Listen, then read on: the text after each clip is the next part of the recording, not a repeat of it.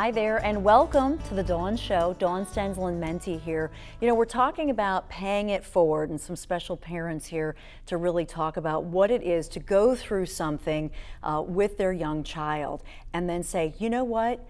We're going to pay it forward. We're going to reach out to others and we're going to help out. And this is what it's all about. This is an amazing story. Get your Kleenexes ready because it's a tearjerker, but with a happy ending. We want to welcome to the show Joe Walsh and his wife Audrey Walsh, the founders of Ella's Retreat. Joe and Audrey, it's so good to have you here. Oh, thank you so much for having us. We're thrilled to be here. Well, first of all, take me through when you're a baby, you have 3 kids, and so you're a mommy and daddy, and you're busy, and you're working, and you have 3 kids, and packing school lunches, and all that stuff, and all of a sudden, one day, you realize something's not healthy with your 2-year-old child. Correct. What happened? So Ella actually had some medical concerns prior to being diagnosed with cancer. She had just something called failure to thrive, and we were trying, going down to CHOP and trying to figure out what the problem was. And she was being seen by GI specialists, and she was being seen by geneticists just to see if there was, some kind of issue that was causing her not to gain weight. And during this time, she was on an NG tube, which is a feeding tube that allows her to get extra calories and nutrients. And Joe had noticed when he would change her diapers that her one eye looked a little bit inflamed, just a little bit swollen.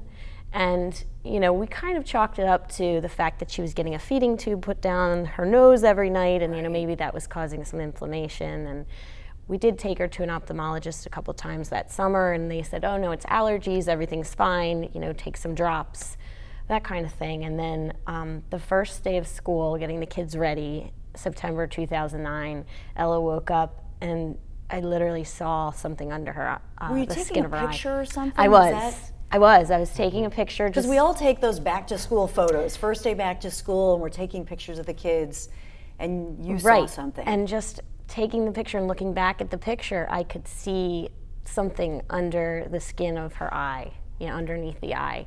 And right away I got the kids on the bus and said to Joe, I'm taking her to our doctor.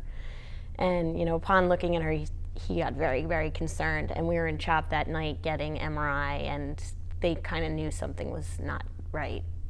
And then it was just a process of about a week and having to get the testing, and she had to have a couple surgeries to see, what kind of tumor this was. They definitely knew something was there, and then within a week's time we got the diagnosis that she had a very rare form of muscle tumor called rhabdomyosarcoma. I think 250 people get diagnosed with it in a year.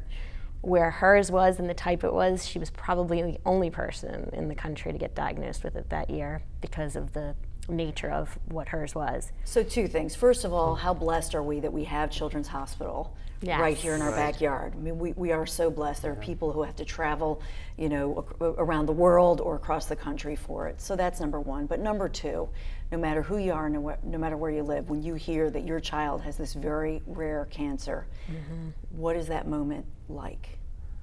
Well, I don't even know if you can describe it. It's hard to describe. Your world stops in many ways, and it's hard to. A lot of things flash before your eyes. Your immediate family, Ella's brother and sister, and how they'll deal with this type of information. Can we cure this thing? Will she get better? That's all that runs through your mind, and you get on a pretty.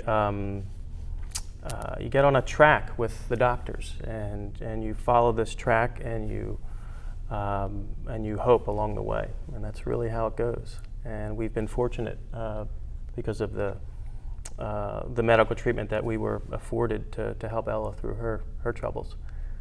And so the interesting thing is you go through this, and I should say that Ella's in the studio. You'll meet her in a second, but we wanted to take you through the story, and thank God she's okay, and she's beautiful, and she does give many children, other children, and other families a whole lot of hope. And that's what I love about this, is that it's easy to be self-absorbed and just self-involved with something like this, and say we've gone through this, and it's financially and emotionally grueling. But you decided you went through this and you wanted to reach out and help other families. So tell me about that. So Part of Ella's protocol was that she was to receive 6 weeks of proton radiation.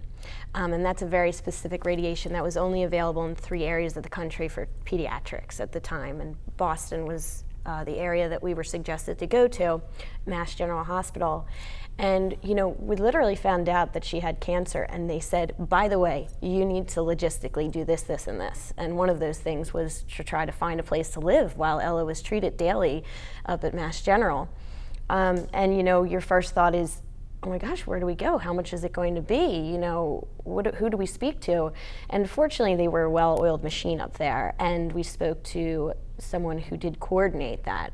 And she gave us the name of an organization, and she could make no promises. You know, she didn't know if there was availability, but the organization called Christopher's Haven provided us an apartment for free. Which is amazing. Yeah, and it was a beautiful apartment looking over the Charles River in Boston, and it was a stone's throw from Mass General and middle of winter, so it was great because if it was snowing, I went out our front door and took her to treatment at 7 in the morning. Now, did the 2 older kids, did they go too, or did they stay with family here? We would make periodic visits, so I would stay at home in Philadelphia with the older 2 because they had schooling needs.